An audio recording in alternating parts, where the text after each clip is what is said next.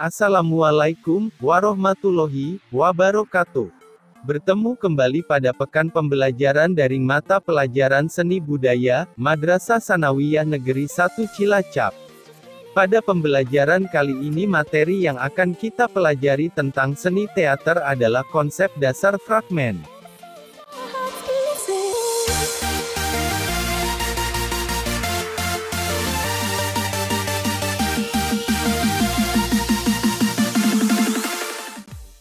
Sejarah seni teater diperkirakan mulai berkembang pada tahun 2500 tahun yang lalu. Seni teater berkembang di negara Roma, Yunani, dan juga Eropa Barat. Seni teater juga memasuki periode emas pada seni teater Spanyol, Prancis, Afrika, dan Asia.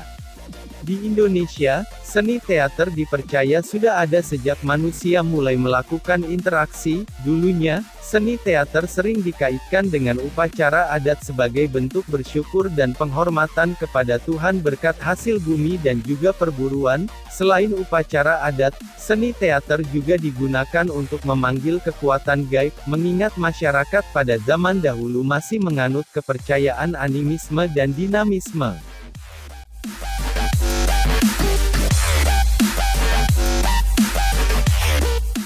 Konsep dasar fragmen.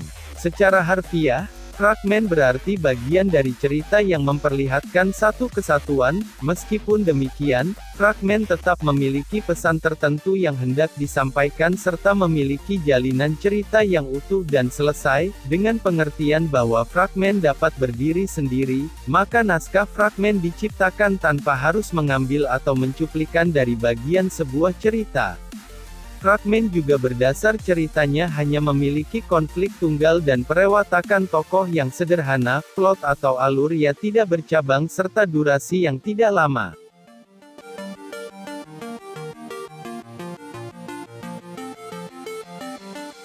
Kemudian ada juga teknik dasar akting teater.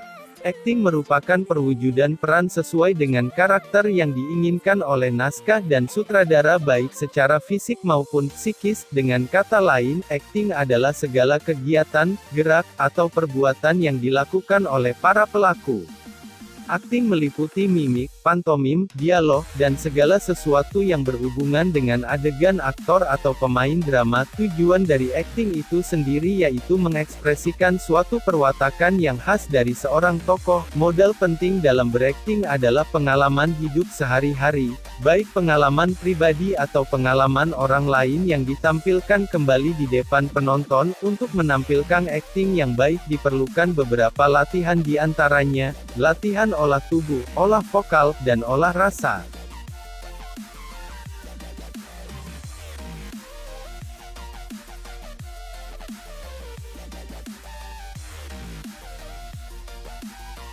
Yang pertama, latihan olah tubuh.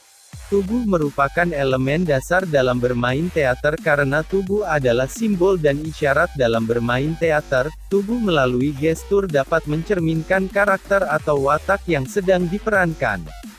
Pada latihan olah tubuh, hal utama yang harus dilakukan adalah melakukan dalam kondisi bugar, segar, dan menyenangkan. Latihan dapat dimulai dari bagian kepala dengan menarik kepala ke samping kanan dan kiri secara bergantian, atau dari ke depan dan ke belakang. Selanjutnya latihan bagian tangan. Latihan tangan dapat dilakukan dengan lebih variatif karena dapat dilakukan ke segala arah. Tangan dapat dilakukan lurus ke atas, ke samping, ke depan, memutar telapak serta gerakan yang lainnya. Selanjutnya latihan bagian badan. Latihan badan sendiri meliputi perut, dada, dan punggung. Dapat dilakukan dengan cara melenturkan badan ke depan dengan membungkuk, ke belakang dengan menekuk bagian perut, dan gerakan yang lainnya. Kemudian latihan gerakan pinggul, agar membentuk pinggul yang lentur dan fleksibel. Dapat dilakukan dengan cara gerakan pinggul ke samping, ke depan, dan membungkuk. Dan yang terakhir adalah latihan pada bagian kaki. Kekuatan kaki perlu dilatih agar kita dapat tetap tegak berdiri di atas panggung dan memiliki keseimbangan tubuh yang baik.